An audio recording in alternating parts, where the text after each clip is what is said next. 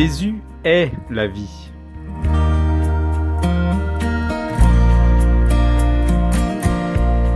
La vie, c'est pas seulement ce que Jésus nous donne, la vie, c'est ce que Jésus est. Et il y a une différence qui est subtile, mais capitale, entre vouloir recevoir la vie de Christ et recevoir Christ comme notre vie.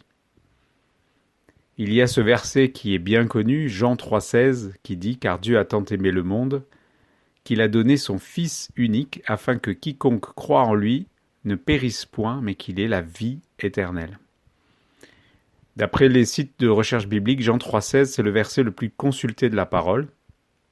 Et si vous avez eu une éducation chrétienne, il est probable que vous l'ayez appris par cœur. Grand bien vous fasse, parce que ce verset est une merveilleuse déclaration sur l'amour de Dieu pour les hommes.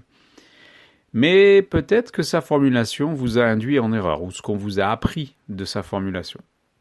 Parce qu'on a l'impression que dans ce verset, il y a deux choses qui seraient séparées. D'un côté, le Fils, Dieu a donné son Fils unique, et de l'autre, une vie éternelle reçue, qui serait détachée en quelque sorte. Il y a d'un côté le Fils, d'un côté la vie éternelle. Mais en réalité, le Fils est la vie éternelle.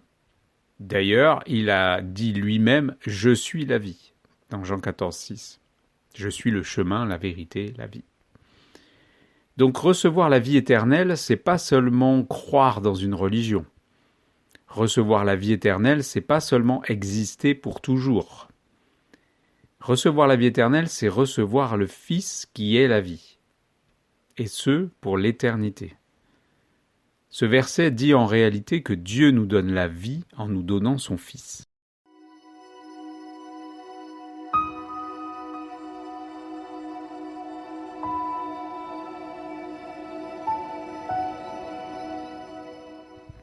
Jean 6,56 dit « Le Père qui m'a envoyé a la vie en lui-même, et c'est lui qui me fait vivre. Ainsi, celui qui se nourrit de moi vivra lui aussi par moi. » Donc ce que déclare Jésus dans ce verset, c'est que sans lui, il n'y a pas de vie.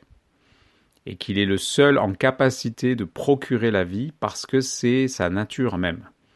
Donc ça veut dire que si je veux vivre, je dois continuellement me nourrir et m'abreuver de lui. Alors la question que je voudrais vous poser, c'est est-ce que une fois pour toutes à notre naissance, nous prenons un gigantesque repas pour nous nourrir pour toute notre vie ? Bien sûr que non.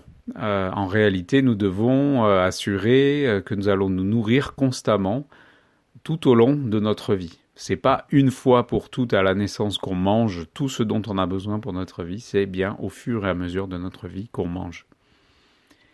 Eh bien, Jésus, c'est notre substance spirituelle et éternelle. Il nourrit notre être, notre esprit, et il le fait par le moyen de la communion en lui. Mais alors comment ça se passe ? Ça se passe simplement en nous présentant à lui.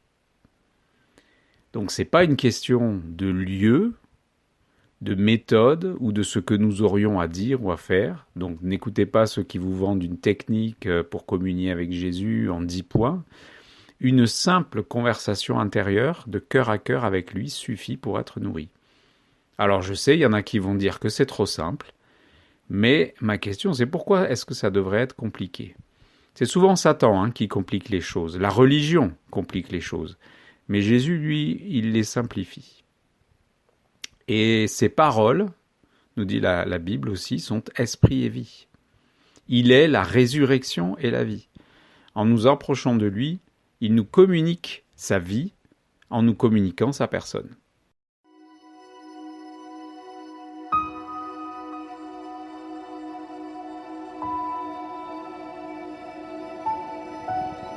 La vie, c'est aussi une loi, la loi de la vie.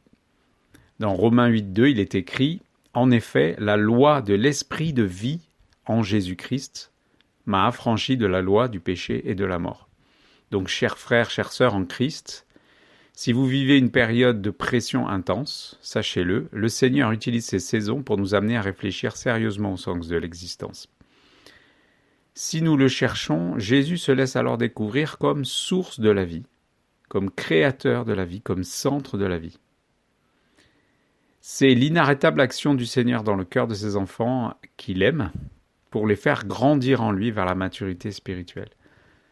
Nous découvrons alors que la vie en Christ est moins une question d'œuvrer pour lui, de faire des choses pour lui, ou alors de vouloir faire comme lui par nos propres moyens, mais c'est plutôt une question de s'abandonner à lui et de le laisser faire en nous. Parce que la vie, c'est une loi. Alors qu'est-ce que c'est une loi ? Une loi, c'est quelque chose qui s'applique à tous ceux qui y sont soumis. Alors je peux prendre l'exemple de la gravité terrestre, par exemple. Donc je ne peux pas me soustraire à la gravité terrestre, j'y suis soumis, et elle agit sur moi. Eh bien, de la même façon, si je suis en Christ, je ne peux pas me soustraire à la loi de sa vie en moi.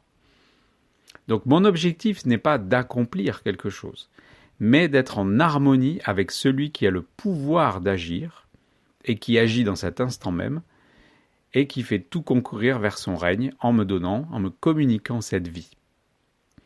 Sachez-le bien, en dehors de lui, nous ne pouvons rien faire de spirituellement valable, même pas un petit peu, rien du tout. L'homme ou la femme qui a renoncé à agir par ses propres forces et qui fait de Jésus sa vie et son but, va trouver toute pleine satisfaction pour son âme. Un repos et une paix qui surpassent toute intelligence et un joug léger pour sa vie. Donc on ne dira plus « Que ferait Jésus à ma place ?» mais on dira « Jésus, par ta vie, je te regarde faire en moi. » Alors, chers amis, que Christ soit notre vie. Amen.